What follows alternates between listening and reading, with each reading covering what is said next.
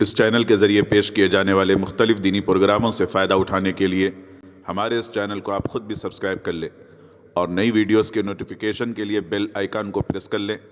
اور ساتھ ساتھ دوسروں کو شیئر کر کے ثواب جاریہ حاصل کریں۔ ایک صاحب نے یہ سوال کیا ہے کہ سفر کی حالت میں فرض نماز قصر کے ساتھ پڑھی جاتی ہے، کیا سفر میں سنت اور نوافل پڑھی جائیں گی یا نہیں، اور اگر پڑھی جائیں تو قصر کے ساتھ یا بغیر قصر کے؟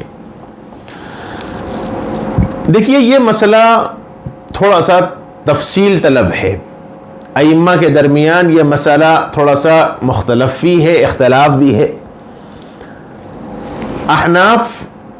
کا مسلک الگ ہے، شوافع اور حنابلہ کا مسلک الگ ہے۔ حضرات شوافع کے پاس اور حنابلہ کے پاس سفر میں سنتیں نہیں ہیں۔ جب فرض نماز میں قصر ہو رہی ہے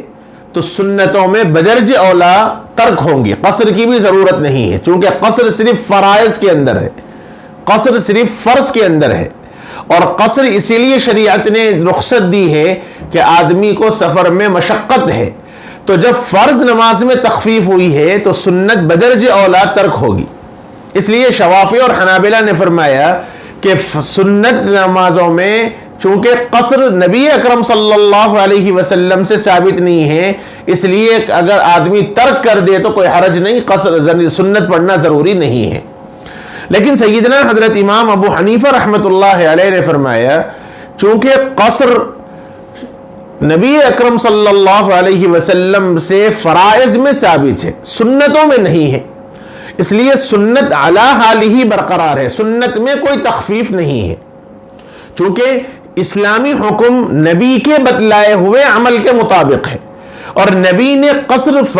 سفر کے اندر قصر صرف فرض نمازوں میں فرمایا ہے، سنتوں کی بات حضور نے نہیں فرمائی، لہذا سنت کا جو عام حکم ہے وہی حکم فرض سفر میں بھی رہے گا۔ اس لیے احناف نے یہ فرمایا کہ سنتوں میں کوئی قصر نہیں ہے، نہ سنتیں معاف ہیں بلکہ سنتیں پڑھی جائیں گی۔ البتہ اس میں تھوڑا سا یہ مسئلہ بعض فقہاء کرام نے یہ بات فرمائی ہے کہ یہ دیکھا جائے گا کہ آدمی کو سہولت ہے یا نہیں ہے۔ اگر سہولت نہیں ہے تو متأخرین فقہاء احناف نے فرمایا، بعد کے علماء کرام نے فرمایا کہ اگر آدمی کو دشواری ہو، آدمی کو راحت نہ ہو، آدمی کو اطمینان نہ ہو، تو ایسی صورت میں صرف فرائض کی قصر کر لے، سنتیں معاف ہو جائیں گی، سنتیں پڑھنے کی ضرورت نہیں ہے۔ جیسے کوئی آدمی سفر پہ جا رہا ہے، وقت بالکل تنگ ہے یا جماعت کے ساتھ ہے، تو ایسے موقع پر آدمی سنتوں کو چھوڑ دے، اس لیے کہ اپنے سنت پڑھنے سے دوسروں کو تکلیف ہوگی، اور اگر آدمی اکیلا ہے اس کی وجہ سے دوسروں کو کوئی حرج نہیں ہے، یا آدمی کو ابھی ٹائم ہے، آسانی سے پڑھ سکتا ہے، تو ایسی صورت میں وہ سنتیں اور نوافل کو پڑھ لے۔ اگر دوران سفر وقت ٹائٹ ہے یا اور ساتھی اور دوسرے لوگ ہیں، اس کے سنتوں میں مصروف ہونے کی وجہ سے ہو سکتا ہے کہ دوسروں کو حرج اور تکلیف ہو، تو ایسی صورت میں آدمی کو سنت احناف کے پاس بھی ایسے آدمی کو سنت پڑھنے کی ضرورت نہیں ہے، صرف فرض نمازوں کی قصر کر لے گا۔ ہاں، جہاں تک مسئلہ وطر کا ہے، چونکہ احناف کے مسلک کے اعتبار سے وطر واجب ہے، اس لیے اگر عشاء کی نماز قصر بھی آدمی نے کر لیا تو سنت نہ پڑھے، کم سے کم، یعنی وقت ٹائٹ ہے یا یہ کہ آدمی دوسروں کے ساتھ ہے، سنتیں پڑھنا دشوار ہے، تو کم سے کم سنت چھوڑ کے وطر ضرور پڑھ لے، چونکہ احناف کے پاس وطر واجب ہے، اس لیے وطر پڑھنا سفر میں بھی ضروری ہے، چونکہ واجب فرض کے قریب ہے، واجب فرض کے قریب ہے، لہذا جیسے فرض نماز میں قصر ہوئی ہے، واجب وطر میں کوئی قصر نہیں ہوگی، وطر پڑھنا ضروری ہوگا، البتہ عشاء کی سنت چھوڑ سکتا ہے۔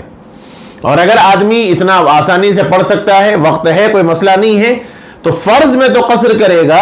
البتہ سنت 2 رکعت پوری پڑھے گا اور پھر اس کے بعد وطر پڑھے گا۔ بہرحال مسئلہ یہی ہے کہ احناف کے مسلک کے اعتبار سے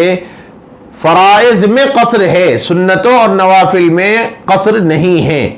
ہاں، البتہ دشواری ہے،